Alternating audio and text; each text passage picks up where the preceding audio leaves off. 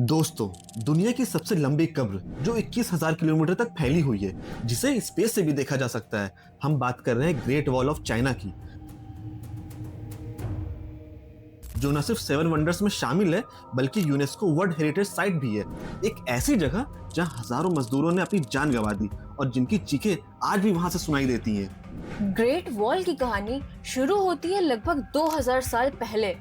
किन डायनेस्टी के पहले एम्परर किन शी हुआंग ने 221 बीसी में अलग अलग किंगडम्स की दीवारें जोड़कर एक बड़ी दीवार बनाना शुरू की। इसका मकसद दुश्मनों से बचाव और एम्पायर की ताकत दिखाना था, लेकिन इसकी असली कीमत इंसानों ने अपनी जान देकर चुकाई। हिस्टोरियंस एस्टिमेट करते हैं कि 1 से 2 मिलियन मजदूर, किसान, गुलाम और कैदी इस दीवार पर काम करते रहे और हजारों या शायद लाखों लोग कंस्ट्रक्शंस के दौरान मारे गए। उनकी लाशों को उसी दीवार में सीमेंट या पत्थरों के अंदर दबा दिया जाता था। इसीलिए कई लोकल्स कहते हैं ये सिर्फ एक दीवार नहीं है, बल्कि एक कब्रिस्तान है। अब सोचिए, जब इतने लोगों की लाश, चीखें एक ही जगह दफन कर दी जाए, तो क्या ये एक सिर्फ मॉन्यूमेंट या एक दीवार रह जाती है? नहीं, बल्कि ये बन जाती है कभी ना खत्म होने वाली कहानी।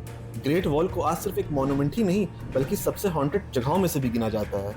इसी दीवार में जियांगकू सेक्शन नाम का एक रिमोट और एक टूटा फूटा हिस्सा है। यहाँ हाइकर्स और टूरिस्ट बार बार एक ही बात बोलते हैं। उन्हें रात को फुटस्टेप सुनाई देते हैं, कभी पीछे से और कभी आगे से। लेकिन जब वो अपना टॉर्च घुमा के देखते हैं तो वहाँ कुछ भी नहीं होता। होता तो है सिर्फ घना अंधेरा और हवा।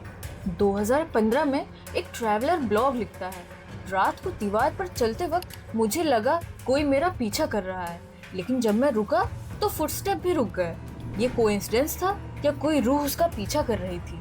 पैरों की आवाज तक बात होती तो शायद हवा या इमेजिनेशन माना जा सकता था, लेकिन जब लोगों ने वॉल पे सोल्जर्स को चलते हुए देखा, तब ये कहानी और गहरी हो गई। शेंग हेंगवेन पास, जहाँ ग्रेट वॉल समुद्र से मिलती है, यहाँ विजिटर्स ने फैंटम सोल्जर्स देखे, पुराने आर्मर में खामोशी से बैटलमेंट पर मार्च करते हुए।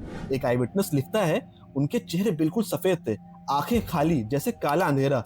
उनकी नजर मुझसे टकराई और फिर वो धुंध बनकर हवा में गायब हो गए। पैरानॉर्मल ब्लॉग्स और इवन चाइनीज लोकल न्यूज़पेपर इस एरिया को घोस्ट गेट बोलते हैं, क्योंकि रात को यहाँ गार्ड करते हुए सोल्जर्स आज भी दिखाई देते हैं, जिनकी ड्यूटी मौत के बाद भी खत्म नहीं हुई है। लेकिन सबसे डरावना हिस्सा अभी बाकी है। ये सोल्जर्स और मजदूरों की रूहें सिर्फ दिखती नहीं है, बल्कि लोगों को महसूस भी होती हैं।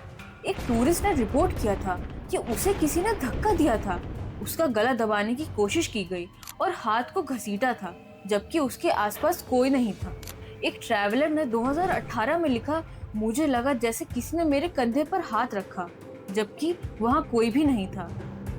ये सिर्फ इमेजिनेशन है या वो मजदूर जो दीवार के अंदर दबाए गए थे आज भी लोगों को महसूस होते हैं?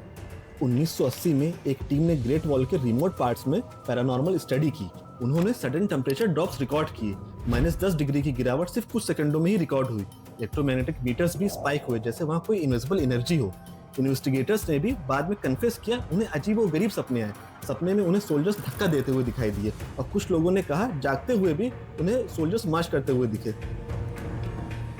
दोस्तों, जब आप ग्रेट वॉल पर चलोगे तो आप सोचोगे ये एक वर्ल्ड वंडर है, लेकिन सच ये है, ये एक मॉन्यूमेंट ऑफ डेथ है। 21,000 किलोमीटर के हर पत्थर में किसी न किसी का खून या किसी न किसी की लाश दफन है, और रात को वो रूहें आज भी चीखती हैं। अगर आप भी कभी ग्रेट वॉल पर जाते हो और आपको वहाँ डरावने फुटस्टेप सुनाई देते हैं, तो समझ जाइएगा आपके पीछे कोई टूरिस्ट नहीं है, बल्कि एक ऐसी रूह है जो 2000 साल से उसी दीवार पर कैद है। दोस्तों, आप सोचते हो कि हिस्ट्री बस किताब में लिखी कहानियां हैं, लेकिन ग्रेट वॉल ऑफ चाइना आपको ये सिखाती है कि कुछ कहानियां सिर्फ सुनाई नहीं जाती, बल्कि महसूस भी की जाती हैं। ये वो कहानियां हैं जो 2000 साल के बाद आज भी जिंदा है। आप लोगों को ये कहानी कैसी लगी कमेंट्स करके ज़रूर बताइए, और ऐसी ही इंटरेस्टिंग स्टोरीज के लिए please do subscribe let's Storify.